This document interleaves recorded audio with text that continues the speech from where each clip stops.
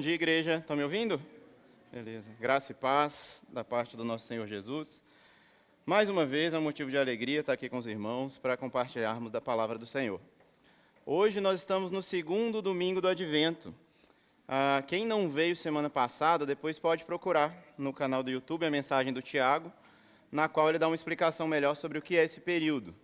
Mas, basicamente, é um tempo em que a gente celebra e se prepara, na verdade, para celebrar o Natal, que é a vinda do Senhor. O nascimento do Filho de Deus, que se fez carne e habitou entre nós. Que não é um tema banal, é um tema muito importante. Por isso, todas as pregações até o dia do Natal, elas vão ter algum aspecto que toca nessa questão do Advento. Hoje, por exemplo, nós vamos ler o texto de Isaías 40. Eu vou pedir para você abrir sua Bíblia, então. Isaías, capítulo 40, nós vamos ler do verso 1 até o verso 11. E depois nós vamos orar.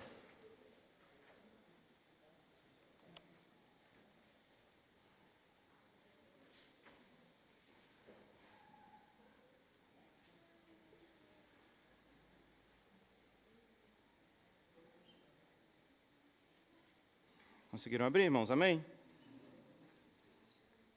Consolem, consolem o meu povo, diz o Deus de vocês.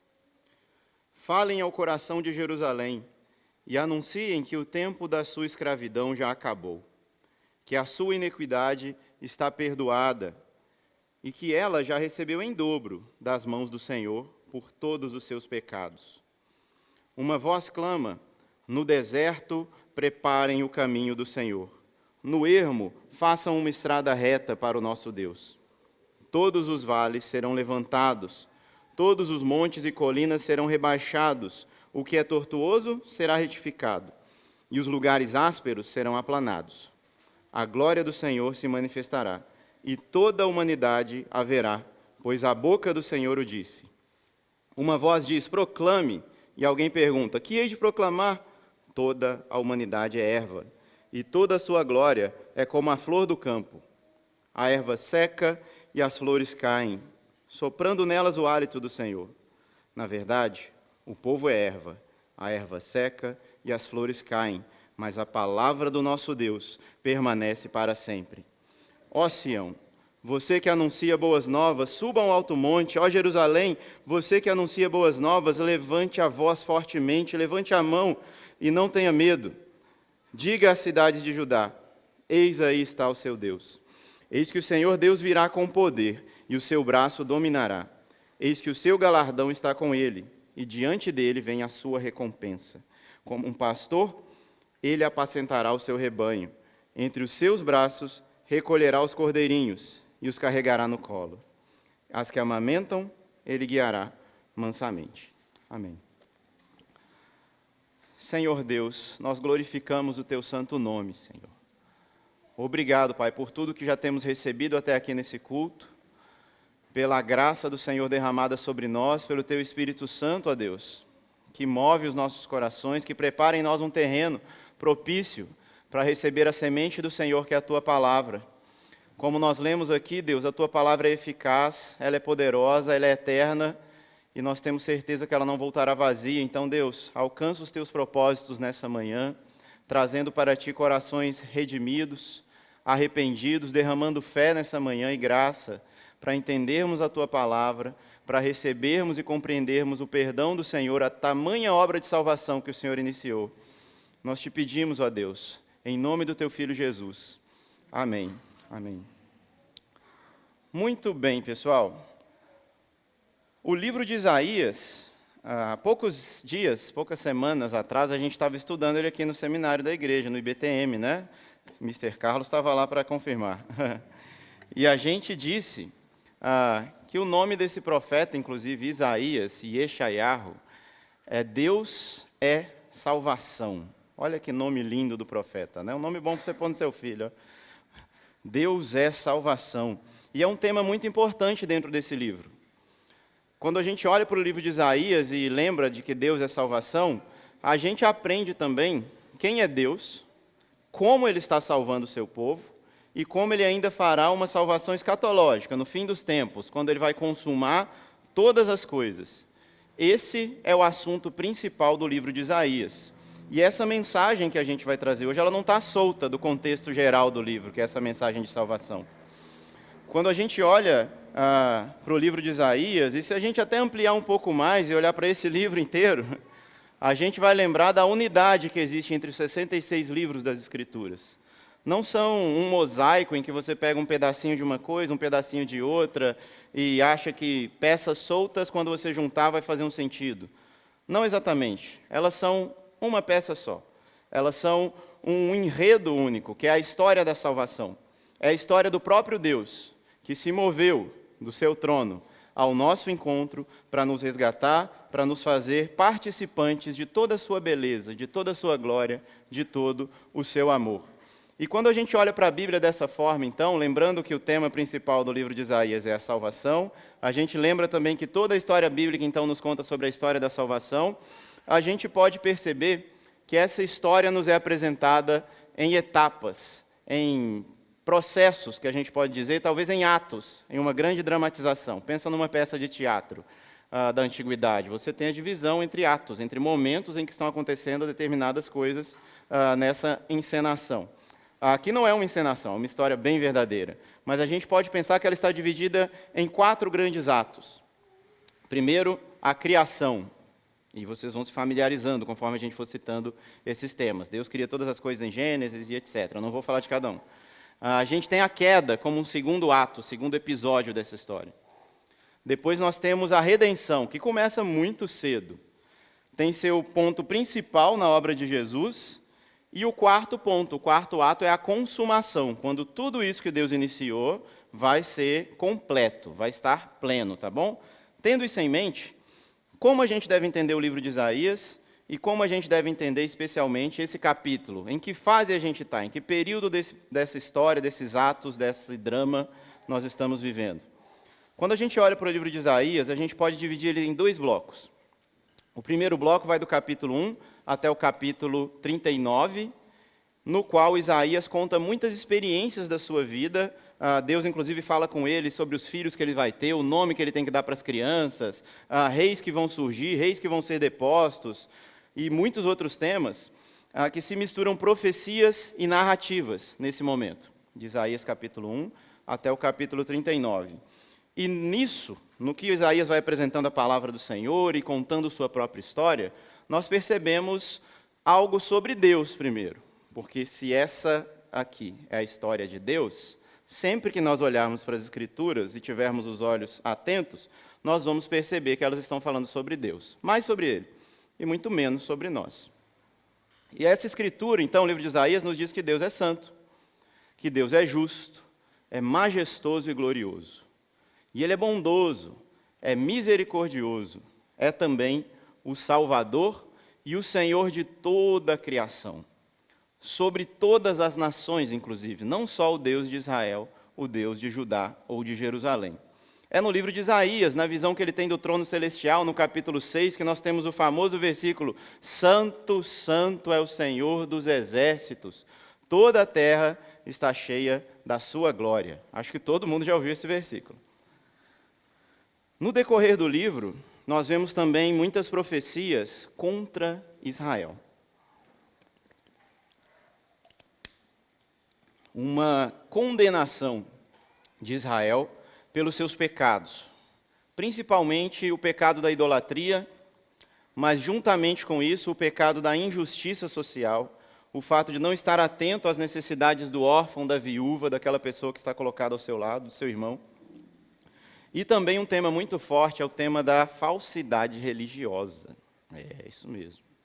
Em Isaías capítulo 1 e em Isaías capítulo 58, lá na frente, nós vemos uma condenação muito forte contra esse tema. É de Isaías também que nós tiramos o trecho: meu povo me adora com os lábios, mas o seu coração está longe de mim. É um tema muito importante aqui para a gente também. Temos também profecias contra as nações, Egito, Filístia, Etiópia, Moabe, todas as nações que em algum momento se envolveram na história de Israel, mas também os profetas, apesar da gente pensar que eles são homens bravos, irados, barbudos e nervosos, eles também trazem para a gente mensagem de consolo, de esperança e de salvação, tanto para a nação de Israel, quanto até mesmo para as nações que oprimiram Israel em algum momento. Existe uma promessa de salvação cósmica, de salvação para o mundo inteiro, para todas as nações que vão se curvar, adorar o Senhor, subir a Jerusalém e celebrar a grande salvação que Deus operou. Quando a gente olha então para o capítulo 40, ele já está no segundo bloco. Esse segundo bloco é uma sessão de oráculos, em que a gente tem somente profecias e os trechos narrativos, eles se interrompem aqui dentro do livro de Isaías. Então, Isaías 40 é a primeira passagem, é o primeiro trechinho no qual a gente vai ter esse início de profecias, sem parar, com temas diferentes, mas permeados por essa salvação. E começa então o texto. Convido você a olhar de novo aí para o texto bíblico, olhar comigo para o texto bíblico. Aí eu li com vocês na NAA, né? Aqui atrás de mim tem a Nova Almeida atualizada, tá? Mas aqui no meu esquema do sermão eu coloquei na Almeida Revista Atualizada, mas não tem problema, você pode acompanhar comigo. Só um versículo que vai ter uma coisinha que eu vou inclusive chamar a atenção justamente para isso, que é o verso 2. Mas o resto tá de boa. Consolai o meu povo, diz o vosso Deus. Bom, Isaías começa seu grande bloco de profecias com uma mensagem de consolo, de necessidade de sermos confortados pelo Senhor por algum motivo. E eu pergunto para vocês, quem é que precisa de consolo? Quem é que precisa ser confortado? É quem está celebrando alguma coisa? É o aniversariante do dia? Quem é? É quem está em luta, né? Os enlutados. Aqueles que estão doentes, necessitados, pobres de espírito, atribulados, pessoas em sofrimento de qualquer espécie, são esses que necessitam de consolo. Enquanto eu estava preparando essa mensagem, Deus vai dando situações para a gente ir lembrando da mensagem, né? E da situação e do contexto. Dando aula lá no projeto social, esses dias eu estava passando para os meus alunos um documentário sobre a vida no planeta, até da Netflix. E aí o primeiro episódio fala lá dos dinossauros, né? E os meninos piram, né? Essa turma tem uns 9 anos, de 8 a 9 anos. E aí passando lá e tal, aí vem o meteoro, né? Elimina os dinossauros, é aquela tristeza, né? Para quem não sabia. Poxa vida, que coisa, gente. Nossa. Aí do nada um aluno que estava sentado perto de mim na hora, professor, né? Eu prefiro morrer logo. 8, 9 anos, rapaz. Aí, sim, eu quis ouvir, né? Eu falei, mas por que, rapaz? Por que, Pietro? Ele, olha aí, né? Olha os dinossauros lá. Olha aí, né? Para não ficar sentindo dor, né? Doença, sofrendo, né? Eu falei, faz sentido, cara, faz sentido, né? Mas, falei, mas a vida não é só isso não, cara, né? Tem muita coisa boa na vida também que vale a pena a gente até aguentar o sofrimento e a dor pelas coisas boas que existem. E eu sei que ele é crente, né? Eu falei, cara, e eu sei que na verdade a vida que vai vir é muito melhor mesmo, né? Dá vontade de já entregar os pontos aqui. E a gente sabe, né, gente, que o sofrimento, que a dor, ela tem um papel importante na vida, na formação do caráter, na constituição do ser humano. Mas, sem dúvida, ninguém de nós, em sã consciência, do nada diria, eu quero viver muito para poder sofrer demais. Ninguém é doido a esse ponto, né? Apesar de que a gente sabe que pode acompanhar a nossa vida, dores, sofrimentos, lutos, né? Doenças, tribulações, mas não é motivo para a gente desistir. Pelo contrário, das muitas maneiras que o sofrimento, a privação, a dor podem nos ensinar algo, uma coisa que a gente acabou de ver aqui no texto, no primeiro versículo, é que o sofrimento nos ensina a ser consolado. Sim, isso mesmo. Você não vai desfrutar o que é o consolo, um conforto numa situação difícil, se você não tem uma situação difícil. Se você vive só com sorriso, só alegria, sua vida foi sempre vitória, só conquista, nunca ninguém nem perto de você adoeceu, você nunca precisou exercer misericórdia para ninguém. Você passa na rua, o mendigo levanta e tira um cheque do bolso e fica milionário, só de você passar. Sempre beleza, glória, alegria, né? Assim, isso não é o mundo que a gente vive. Portanto, ao nosso redor, a gente vê sempre alguma situação que necessita de atenção, de consolo, de conforto. Nós não valorizaremos a experiência do consolo Nem mesmo perceberemos todas as cores da alegria se não passarmos por situações de dificuldade. É como a gente diz, o melhor tempero para a comida é a fome. Não é que a comida é ruim e você achou boa, ela estava boa mesmo, mas com fome ela ficou mais gostosa ainda, né? Nu. Até parou o cheiro. Ó. Mas quem vai comer essa comida aí vai lembrar desse sermão por muito tempo, ou pelo menos pelo tempo que você vai comer. Que princípio a gente tira disso, pessoal? Uma alegria experimentada após um período de lutas é muito mais viva e muito mais brilhante. Falei da comida, outros exemplos. Uma mãe que passou ali 9 meses inchando, tendo enjoo, tendo intolerância a um monte de coisa, passando calor, sentindo dores, sentindo cólicas, e aí você fala, ufa, chegou os 9 meses, acabou, né? Tem parto. E aí vai, né? Vai para o trabalho de parto, que para alguns é mais tranquilo e para outros é bem complicado, né? Eu falo com minha esposa que tá bom 2 filhos, porque eu não aguento um terceiro parto, não. Eu, né? Só de estar ali do lado já foi difícil. Imagina para a mulher, imagina para a pessoa. Mas eu lembro a minha esposa falando esses dias com alguém, né, sofrendo lá e tal, a Laura nasceu de parto natural, e aí sai o menino, aquele gemido, aquela dor, e pá, a mãe esquece, na hora. Todo o sofrimento, toda a dor, pega a criança, abre um sorriso, chora junto, aquela mistura de sentimentos, né? A alegria que se torna mais brilhante logo após um momento de muita dor e sofrimento. Você, quando era criança e machucava, né? O colinho da mãe nesse momento, o beijo no machucado, né? É muito melhor do que um abraço gratuito ou um beijinho do nada, né? Sem motivo. Consola a gente, conforta. Ou como aquele campeonato que seu time ganhou aos 45 do segundo tempo. Ou nos pênaltis, né? Vou citar Mr. Carlos de novo, seu Carlos, porque está aí com essa camisa do Galo aí. Eu não sou atleticano, mas é difícil você pegar alguém que não se emocionou com a vitória da Libertadores, né? 2013, né? Outro insofrido, gente. O povo gritando, eu acredito, e o cruzeirense rindo, assim, mas não vai dar. Não vai dar. E deu certo, né, rapaz? E deu certo, o goleiro pegando pênalti caindo e tudo mais, né? A alegria é muito maior, né? Pois é, o torcedor sofredor sabe o que é isso. Pois é. Mas o texto está anunciando para a gente um consolo sobre algum tema específico, que não é o machucado da criança, não é um filho que nasceu, nem mesmo o seu time que ganhou. Vamos dar uma olhada no verso 2 agora? Que tipo de consolo é esse que o texto de Isaías está anunciando para a gente?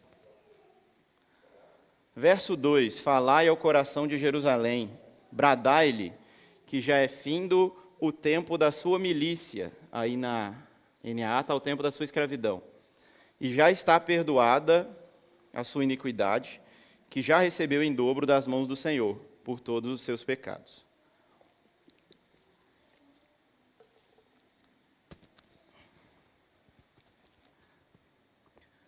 Bom, a mensagem de Isaías, então, e o consolo de Deus para a gente, é dizer que acabaram-se as guerras, que acabaram as nossas batalhas, as lidas, as milícias, as tribulações. A escravidão aí no texto faz sentido, mas não é a melhor tradução aqui, porque a palavra hebraica é tsevaá. A Bíblia chama Deus de Adonai Tsevaot. E é o texto que a gente falou mais cedo, o Senhor dos exércitos. Então a palavrinha tsevaá tem a ver com exército, com milícia, com guerra, com batalha. É algo ativo, não é você estando preso em uma situação, é algo que você está fazendo, está lutando constantemente. Deus vai e diga para a gente, consolem o meu povo com essa mensagem, que acabou o tempo de ficar lutando. Acabou aquilo que tirava a sua paz.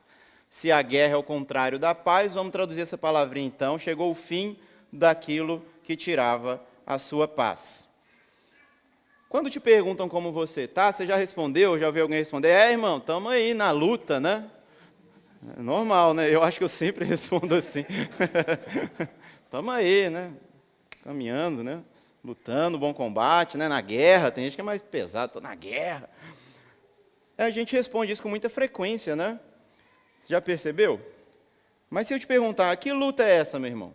Aí talvez você não tenha na ponta da língua a resposta. Você fala, luta pela sobrevivência, sei lá. Não é bem assim, né? Mas é sim uma luta por algo que é precioso para a gente. Algo que a gente quer muito, que a gente dedica nossos esforços, a nossa vida por uma causa. Algo que a gente gasta o nosso tempo, né, e nos nossos esforços amoldando a nossa vida para conquistar aquilo. Então, são lutas reais mesmo, assim, esforços homéricos, hercúleos, né, de Hércules lá fazendo os 12 trabalhos de Hércules, correndo atrás, fazendo para conseguir alguma coisa.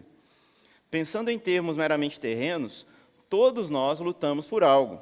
Gastamos tempo para conquistar o nosso sonho, que pode parecer distante em determinado momento da vida, mas você vai lá, batalha, insiste, se cansa, se frustra, nem sempre está forte, nem sempre consegue de imediato o que quer, mas persevera, até o momento em que consegue aquilo que lhe era caro, que era precioso, né? Todo mundo já passou por isso em algum momento da vida, ou está passando, ou tem alguém próximo que está passando, alguém que está querendo chegar ao casamento, alguém que está querendo ter filhos, quer se formar na faculdade, na escola, está atrás de um emprego, de uma nova oportunidade de trabalho, quer adquirir alguma coisa, algum bem material, uma casa, um carro, seja o que for, quer fazer aquela viagem, quer ter um momento de lazer no qual você precisa juntar um dinheiro para conseguir passar por aquele momento. São as lutas, né? As lutas terrenas, as lutas temporais que todo ser humano passa, correndo atrás de seus objetivos, correndo atrás de seus propósitos. Mas sabe o que é mais estranho nisso tudo? É que depois de você se esforçar tanto e alcançar aquilo que você tanto queria, parece que a alegria vai embora rapidinho. Parece que não era aquilo bem que você queria, né? A gente é insaciável. Estamos sempre lutando para alcançar algo. Então, quando você viu que não era aquilo, você vai correr atrás de outra coisa. E a vida humana é isso. É sempre você estar em busca. Sempre estar procurando o sentido em alguma coisa que você está fazendo, ou que você está querendo, desejando. É uma busca nunca saciada plenamente. E por quê? Eclesiastes 3:11, não precisa abrir. Porque Deus colocou dentro do homem a eternidade. Não foi pouca coisa, o apetite é muito grande mesmo. É um apetite por Deus, que é eterno, que é grandioso. Então, qualquer realização humana que a gente acha que vai preencher esse espaço, não será suficiente. Portanto, essa luta e busca de todo ser humano por algo, ela é transcendente. Ela vai além das coisas materiais. É algo maior do que nós mesmos, porque nenhum sonho terreno é capaz de realizar. É uma busca por salvação, por segurança, por descanso, por ser cuidado, por ser protegido. É você buscar encontrar um propósito de pertencer a algo. É uma busca pela eternidade que foi colocada dentro dos nossos corações. Então, qual é a mensagem anunciada por Isaías quanto às nossas lutas terem terminado? Sabe aquela luta por encontrar seu lugar no mundo? Por ser alguém relevante? Por descobrir de onde você vem, ou qual o seu propósito, para onde você está indo? Quem é você? Você vai e luta e às vezes parece que não avança, ou quando avança parece que retrocede. Essa sensação de falta de sentido, de correr atrás do vento, de constante fadiga, é porque existe algo que nos impede de chegar onde a gente quer. E isso que nos impede se chama pecado. Sim, é o nosso pecado que nos impede de desfrutar essa plenitude de alegria nas coisas que a gente procura.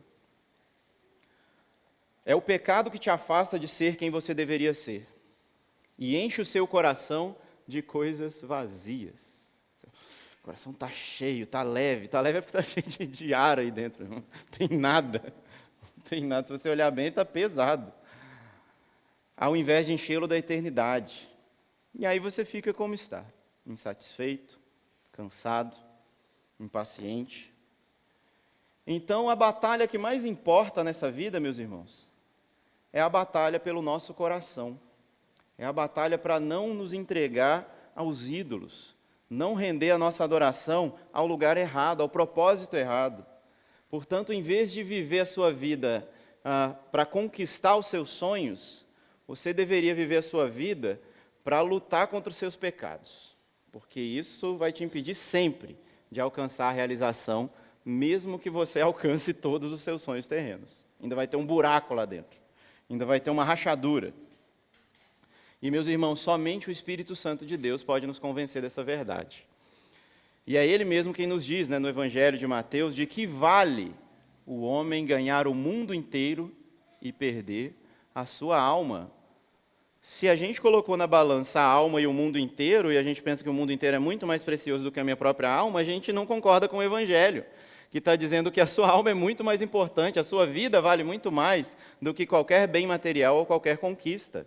E, portanto, você deveria direcionar os seus esforços para cuidar disso, primeiramente. Provérbios 4, 23 nos diz: de tudo que se deve guardar, guarda o teu coração, porque dele procedem as fontes da vida. Todos nós que já fomos convencidos pelo Espírito Santo em algum momento das nossas vidas e passamos pela experiência do novo nascimento e da conversão, sabemos da gravidade dos nossos pecados. E chega um momento na sua vida em que você não consegue mais viver em paz com aquele pecado. Você ainda peca, mas não é a mesma relação que você tinha antes de conhecer a Deus. Você olha para aquilo e fala: não, Deus, de novo, socorro, Senhor, me ajuda, me livra. Então você vai e luta, e batalha de novo, se esmurra, arranca os próprios olhos, se necessário, como diz Jesus, corta o braço para entrar no reino de Deus, ora, jejua, pede conselho, confessa seus pecados, toma a ceia, pede perdão. Ufa, e no dia seguinte, tudo de novo. E vai, e batalha, de novo, de novo, de novo, de novo. Até o próprio Paulo, gente, o apóstolo Paulo, conta que isso era realidade para ele, compara a vida cristã à jornada de um atleta, que não vive para fazer o que ele quer, mas vive ali disciplinado, treinando, não pode comer o que quer, não pode sair com os amigos quando quer, não tem hora de dormir, tem hora de acordar. É a vida do crente. Olha aí, todo domingo tem que estar na igreja, 10 da manhã, vai atrapalhar meu almoço, né? Mas está lá, né? Olha o que Paulo diz em 1 Coríntios 9, 25 ao 27. Não precisa abrir também. Todo atleta em tudo se domina. Aqueles, os atletas, para alcançar uma coroa corruptível. A coroa dele vai apodrecer e vai murchar. Nós, porém, fazemos a mesma coisa, só que para procurar uma coroa incorruptível. Assim corro eu também, não sem meta. Assim luto, não como desferindo golpes no ar, mas esmurro o meu corpo e o reduzo à escravidão, para que, tendo pregado a outros, não venha eu mesmo a ser desqualificado. Não estamos falando aqui, irmãos, de autoflagelação, tá? Eu falei de arrancar o olho, arrancar o braço. Jesus falou isso. Paulo falou que se esmurrava, mas não é literal. É o sentido figurado, é uma metáfora do esforço que ele fazia para negar a sua própria vontade. A dor, né, representa o esforço, a privação e uma tristeza temporal, mas em troca de uma alegria permanente. Não é em vão, não é a autoflagelação por si mesma, e nem é a autoflagelação. Na nossa batalha contra o pecado, meus irmãos, nós não podemos nos conformar e achar que a vida está boa, que é isso mesmo, todo mundo peca mesmo, fazer o quê, né? É o que eu sou, essa coisa aqui. E o papel, eu gosto muito dessa frase do John Piper, ele diz que o papel do pastor, do ministro, é não deixar a igreja pecar em paz. Porque nenhum de nós, eu, Tiago, Everton, quem subir aqui nesse púlpito, tem o poder de fazer você, impedir você de pecar. Mas a gente, pelo Espírito Santo, tem o poder de vir aqui clamar a Deus e clamar para que Ele constranja você, para que Deus constranja você e te deixe incomodado com o pecado. Não deixar você viver em paz com o pecado. E nesse processo de caminhada com o Senhor, talvez você esteja em alguma das duas situações que eu vou listar. A primeira delas é se você ainda não foi convencido pelo Espírito Santo dos seus pecados e vive em paz com a iniquidade, com uma vida imoral, desonesta, promíscua, cheia de ódio por Deus e pelo seu próximo, vive se sentindo injustiçado. Você precisa se converter, sim. Que o Espírito Santo mostre quem você realmente é e tire essas máscaras, às vezes de sorrisos e de paz e de uma vida boa, e faça você se olhar no espelho. Você não é a justiça, não é o mundo inteiro está errado e você está certo. Que petulância, que orgulho. Apocalipse nos diz, numa exortação como essa, você pensa que está vestido, mas você está nu. Você pensa que é rico, mas você é pobre. Você pensa que enxerga, mas é cego. Que o Espírito Santo possa abrir os seus olhos. Mas talvez você esteja numa situação diferente. Você já reconhece a gravidade dos seus pecados. Você pede o socorro do Senhor diariamente e luta constantemente contra o pecado, mas se vê recorrentemente derrotado e se sente fracassado. Já está cansado de lutar, sentindo as suas forças indo embora e sente vontade de se entregar. Põe o verso 2 para mim, por favor. Eis que assim diz o Senhor no livro de Isaías: eis que a sua iniquidade está perdoada. Sim, Deus diz: acabou a sua guerra contra os pecados. Todos os seus pecados estão perdoados. As batalhas ainda estão sendo travadas, mas a guerra acabou. Cristo se fez pecado por nós, para que pudéssemos receber esse perdão divino. É pela obra de Cristo que nós somos imediatamente, hoje, no tempo presente, livres da culpa do pecado. Ele não tem mais poder de nos condenar. Fomos livres da condenação. Já não há condenação para aqueles que estão em Cristo Jesus. Amém, irmãos? Na luta parece que a gente sente a vontade de vencer pelos próprios esforços e falar: não, eu não posso nem receber esse perdão porque eu estou lutando, ainda não venci esse pecado. Eu ainda preciso, com as minhas forças, conseguir ser forte moralmente para não fazer.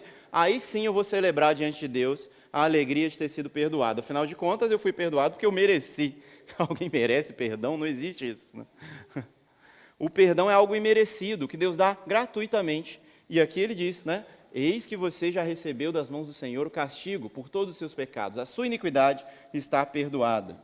Então, imediatamente na obra de Cristo, nós já somos livres da culpa do pecado. Em segundo nível, nós estamos sendo diariamente, pela obra da santificação do Espírito Santo, estamos sendo livres do poder do pecado sobre a nossa vida. Se você caminha com o Senhor há algum tempo, você vai ver aspectos da sua vida que já melhoraram, em que você tinha dificuldade com determinada coisa, vivia determinada prática pecaminosa e Deus, por graça, já te livrou da recorrência daquele pecado, ou até da presença dele mesmo. E por último, em terceiro nível, a obra de Cristo, ela há de nos livrar da presença do pecado propriamente dita. Vai chegar um dia em que não vai existir mais pecado, meu irmão. Glória a Deus por isso, né? Não vai ter mais injustiça, não vai ter mais crueldade, não vai ter maldade do outro, nem dentro de você mesmo, porque Cristo já nos purificou de tal forma que nos fez nova criatura, nos deu uma nova vida, nos ressuscitou. Hoje nós podemos tomar posse dessa palavra de Deus para as nossas vidas, né? Reconhecendo que aquilo que Deus já começou, Ele é fiel para completar, Ele é fiel para cumprir. Deus realizou algo completamente eficaz na história para nos salvar de nossos pecados e nos trazer descanso nas nossas guerras. Porque Ele é o Deus das batalhas. Ele é o Senhor dos exércitos, Adonai Tsevaot, que nos diz que as nossas batalhas cessaram. Por quê? Porque Ele já foi lá e lutou essas batalhas por nós. Ele já venceu as nossas guerras e nos diz: pode ficar em paz, porque eu lutei. Eu fiz tudo o que era necessário para a sua salvação. É isso que quer dizer o texto aí, né? Já recebeu em dobro das mãos do Senhor por todos os seus pecados. Já vimos aqui no texto, pessoal, o consolo que advém do Senhor no verso 1, o perdão dos pecados no verso 2, e algo de bom advindo no sofrimento, que é o consolo também, no verso 1. Se você pensar comigo que Deus está falando aqui no texto de Isaías 40, a gente vai ver os próximos versículos agora mesmo, sobre a vinda de Jesus, e por isso esse é um texto do Advento, tudo vai fazer mais sentido para a gente. As coisas vão se conectar melhor. Então já vou adiantar um tema, vou dar um spoiler. Tudo o que está sendo anunciado aqui no capítulo 40 de Isaías aponta para a vinda do Redentor, para Jesus Cristo, o Deus conosco, porque somente através da sua encarnação, vida e obra, nós podemos ter paz com Deus. O nosso castigo, esse anunciado aqui, foi derramado sobre Cristo, porque nele a ira de Deus foi satisfeita. Como nós lemos no próprio Isaías, só que mais para frente, o castigo que nos traz a paz estava sobre ele. E por suas pisaduras, suas feridas, suas cicatrizes, nós fomos sarados. É desse castigo que nós estamos falando aqui no texto, tá bom? Isso é importante a gente ter em mente. Verso 3 em diante, é um bloco maior aqui, do 3 ao 5. Atrelada à mensagem do perdão e do consolo está a mensagem da vinda do Senhor. Sim.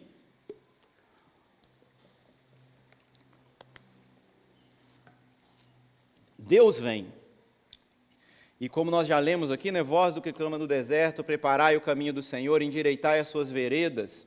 Todo vale que é baixo será aterrado para subir, e todo monte será abatido para que fique nivelado, né? E ele vai seguindo até o verso 5. A glória do Senhor se manifestará, e toda a carne haverá, pois a boca do Senhor é quem disse isso.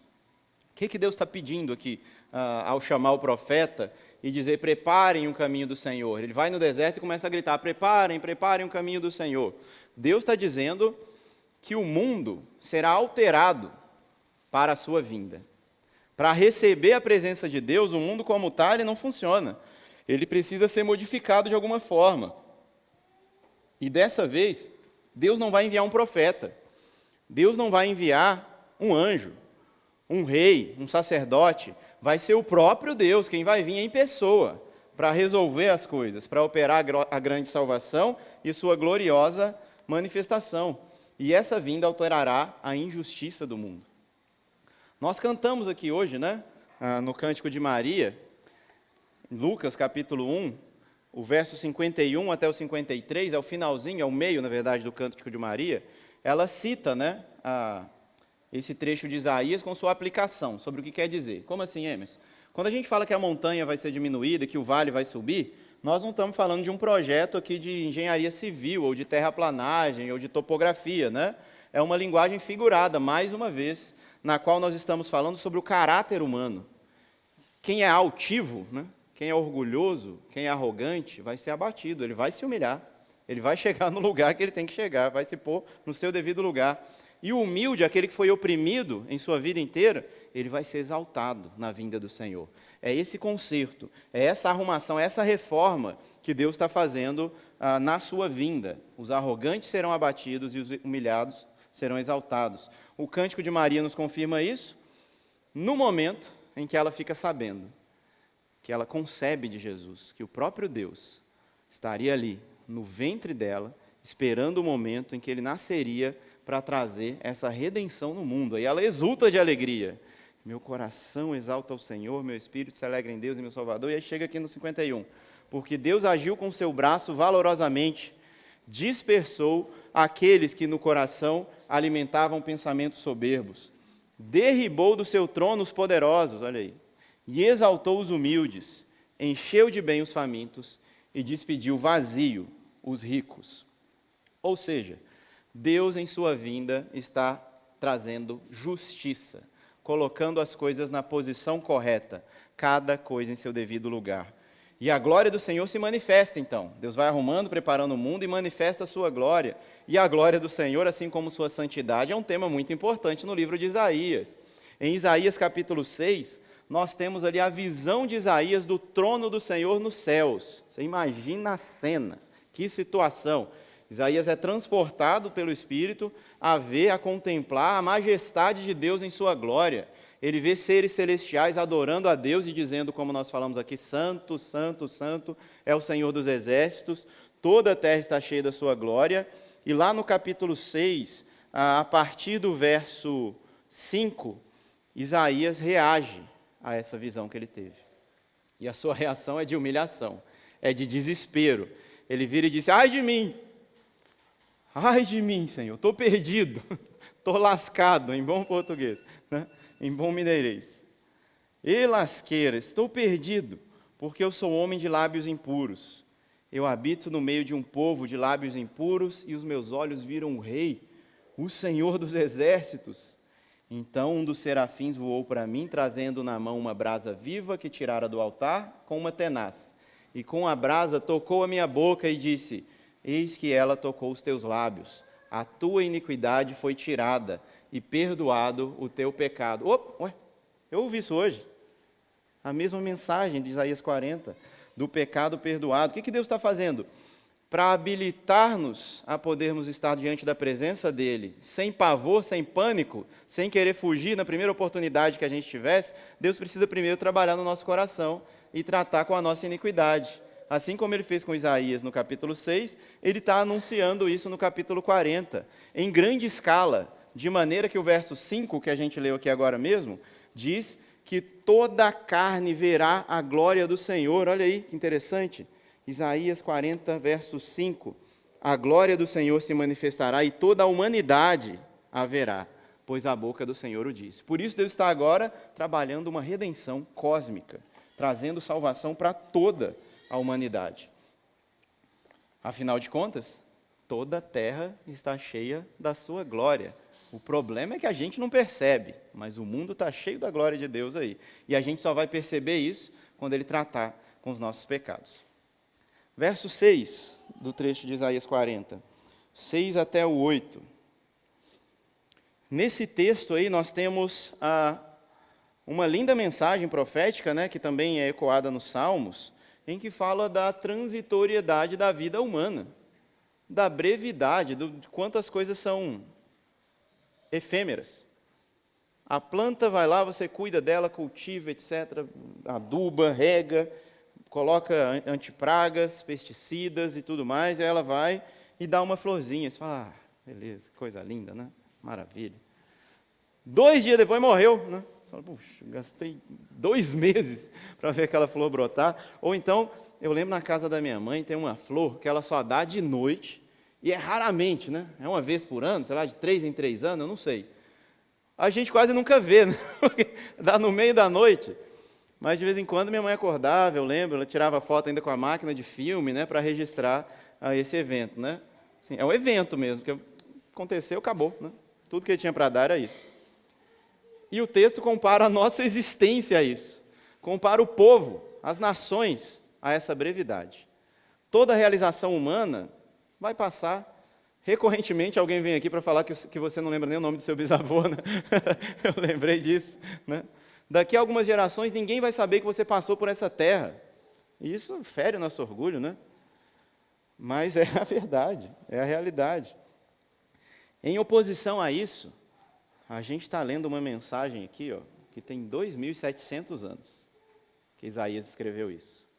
E essa palavra é eterna, porque ela procede de um Deus que é eterno, que é vivo, que trabalha até hoje pelo nosso cuidado, pela nossa preservação, fazendo promessas verdadeiras e eternas. Pois ao contrário de nós, aquele que prometeu é desde a eternidade, era, é e será para sempre. E o que ele está dizendo para a gente nessa manhã? Eu virei novamente, suas lutas terminarão, a justiça será implantada na terra, e os seus pecados serão erradicados de uma vez por todas.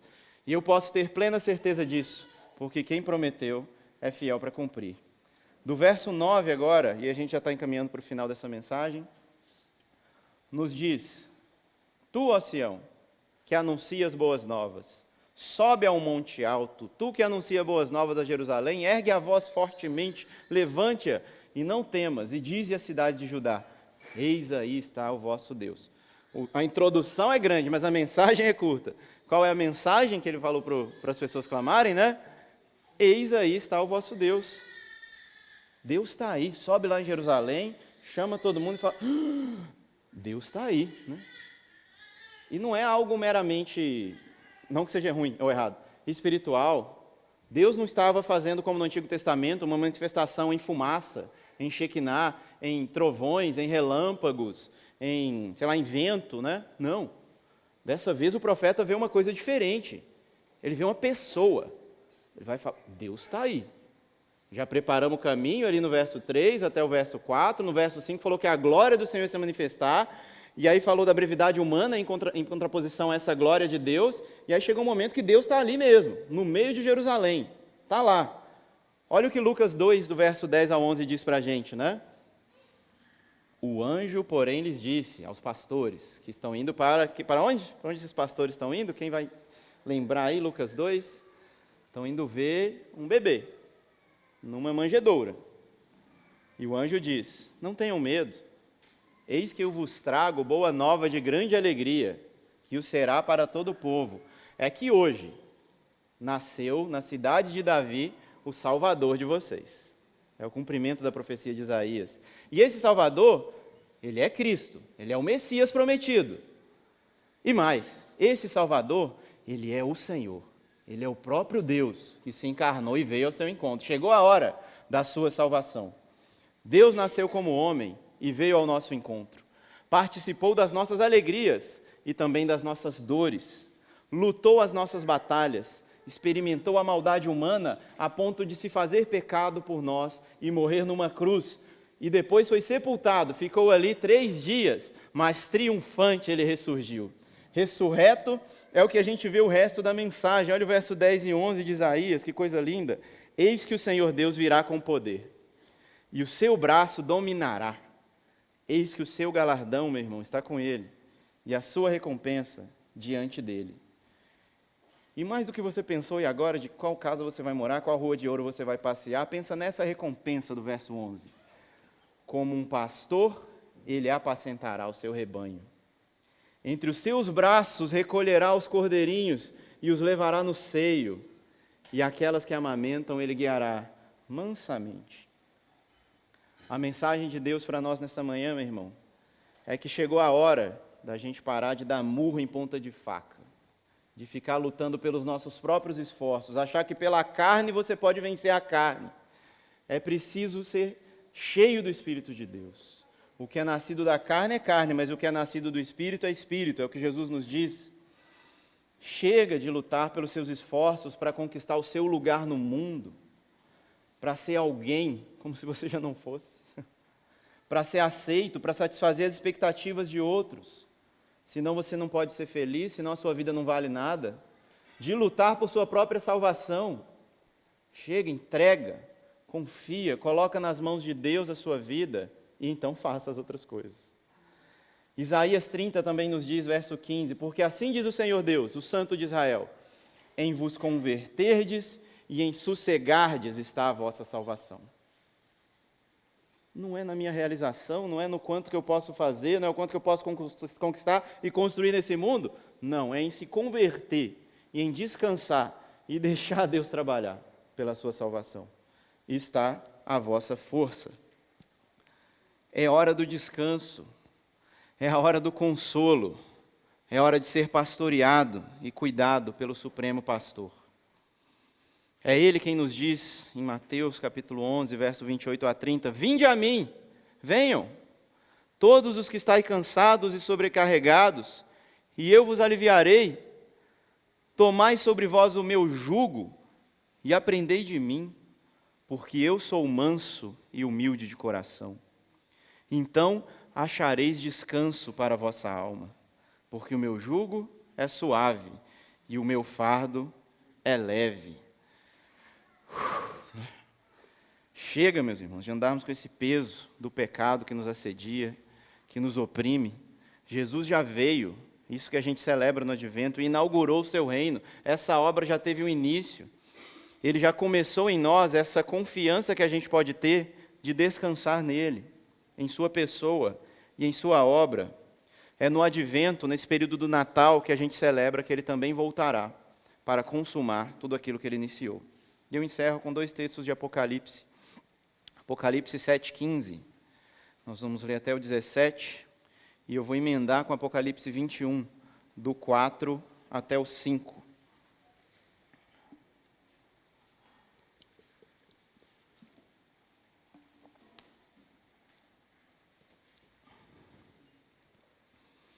Essa é a consumação, é o fim de todas as coisas, quando Jesus completa a obra que ele inaugurou.